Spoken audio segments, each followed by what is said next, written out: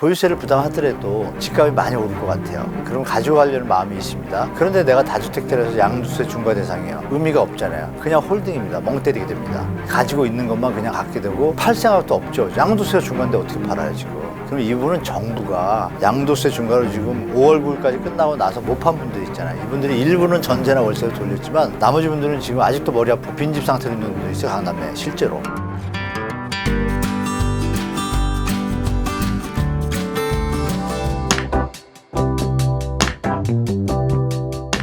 간단하게 보시면 됩니다. 일단 보유세라는 건 다 아실 거고요. 이 타겟을 이미 정했습니다. 대상을. 다주택자, 비거주 1주택자, 초고가 주택 보유자 이렇게 세 분야로 했어요.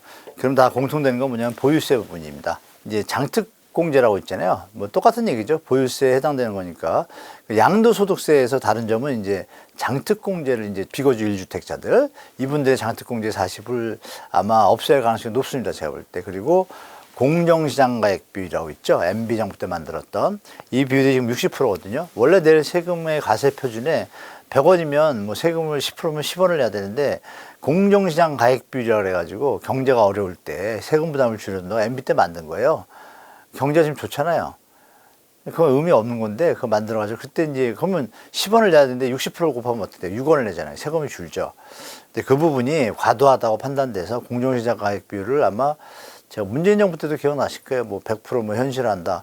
그 조항을 없애버리면 되잖아요. 실제로 진보 야당들에서 법안이 제출된 게 폐지입니다. 폐지 사실은. 근데 정부는 이제 폐지 쪽으로 안 가고 약간 상향 조정 한 80% 이 정도로 좀 준비하고 있는 것 같아요. 결과가 나와봐야 되는데 지금 말씀드린 그 조항들 양도소득세 그거하고 보유세 부분 이 정도에 대해서 다주택자들에 대해서 이제 양도소득세에 대해서 우리가 임대사업하고 이랬던 분들이 장기적으로 혜택을 보고 있어가지고 이걸 국세청장인가요? 그분이 며칠 전에 발언을 했거든요. 이것도 이제 부진정소득 입법이라 해서 어떤 것들이 법에 의해서 진행이 되고 있는데 문제가 있으면 진행 중인 거는 바꿀 수가 있어요. 왜 바꾸냐 이게 아니라 부진정 소급 입법이라고 합니다. 그걸 통해 가지고 뭐 얼마 안에 팔 경우에는 이 제도 혜택을 계속 보지만 그 이유는 안 주겠다 이렇게 발표가 날 가능성이 이번에 좀 있습니다. 세제 개편안에 같이 연결돼서 발표될 것 같습니다. 이걸 좀 생각하시고 시장 대처하셔야 될 것 같아요. 다주택자분들은 일단 레버리지 체크부터 하셔야 될 것 같습니다. 금리 이제 오를 거거든요. 정부가 다주택자 임대주택에 대한 원래 사업자들 형태로 해준 경우도 있어요. 임대사업자들이.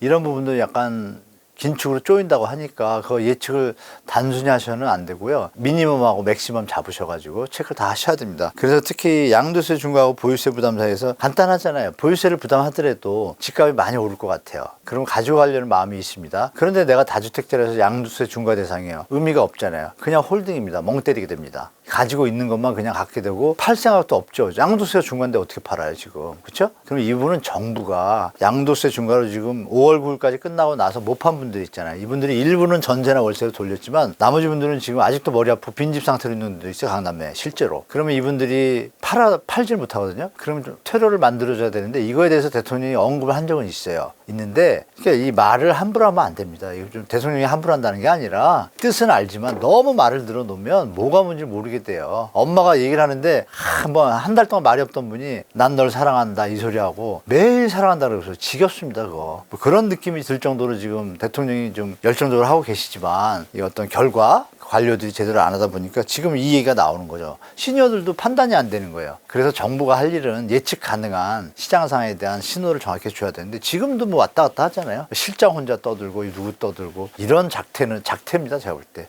정부가 할 일은 그러니까 아버지 역할이잖아요. 딱 무게중심을 갖고 쓸데없는 얘기 할 필요 없잖아요. 언제 발표합니다. 그리고 아무 소리 안 하면 돼요. 그게 더 무게가 있지 않을까요? 근데 이런 부분이 좀 아쉽다 보니까 지금 이 질문이 있는데 제가 볼 때는 발표 보시고 결정하시면 될 것 같아요. 발표 보시고 나면 계산이 딱 씁니다. 예를 들어서 다주택자 중과 유예를 약간 또 한시적으로 유예할 수도 있잖아요. 그럼 팔으라는 얘기잖아요. 그럼 정부 하는 대로 가는 게 맞을 것 같아요. 요번엔 조금은. 공급이 이제 또 있거든요. 같이 정책 발표하는 걸 보시고 제가 답변하는 것보다 키워드는 드렸으니까 체크하셔가지고 정부 대책 발표되는 거 7월 말까지 보신 다음에 방향성을 정하시면 좋을 것 같습니다. 요즘 증여세도 지금 셉니다. 세기 때문에 저는 개편안 나올 때 이거 같이 살짝 섞이지 않을까요? 어쩌면 우리가 정부를 믿는다라면 이 부분까지 케어를 해야지 맞죠. 그죠? 정부가 제대로 일을 한다라면 그러면 이것도 아마 개편안 발표 전에 팔고 이렇게 급하게 움직일 게 아니라 개편안이 나온다고 뭐 나라가 망하는 것도 아니고요. 그렇죠? 차이게 차이뿐인데 제가 볼 땐 다 확인하고 우리가 뭐 그런 거 있잖아요. 진료도 안 받고 수술할 수는 없잖아요. 그렇죠? 뭐 그런 맥락에서 저는 지금 제가 봤을 때 확인하고 증여세를 더 높인다? 이거 정부의 부담입니다. 제가 볼 때. 증여세를 높인다는 건 바깥에 팔으라는 신호지만 이거 약간의 배드 성격의 정책이잖아요. 강제적이잖아요, 좀. 분명히 대통령이 한 말이 있죠. 시장이 자율적으로 움직이게 만들겠다. 스스로 수능하게. 이건 강제적인 거잖아요. 그래서 저는 이것도 아까처럼 확인하고 접근하시는 게 더 현명한 판단이라고 말씀드리겠습니다. 미실현 이익인데 어떻게 생활이익입니까? 그럼 차익이 되면 마이너스가 나면 돌려줍니까? 아니잖아요. 이거는 의지나 방향성은 이해가 되나 객관성과 정당성이 아직 확보되지 않았어요. 그래서 계속 토론이 더 될 것 같아요. 이건 고민할 게 아니라 아까 세제 개편한 그거에 대해서만 일단 대응하시는 게 더 현명한 것 같습니다. 이것까지 고민하면 머리 터질 것 같은데 제가 볼 때 이건 뭐 그냥 국회에서 뭐 얘기하던지 결과 나오려면 오래 걸릴 것 같잖아요. 이거 바로 나올 일이 없습니다. 제가 볼 때. 시니어분들이라면 뭐 사실 날이 뭐 100년 남은 것도 아니고 그냥 현실에 충실해서 이것까지 고민하실 필요 없다 이렇게 말씀드리겠습니다.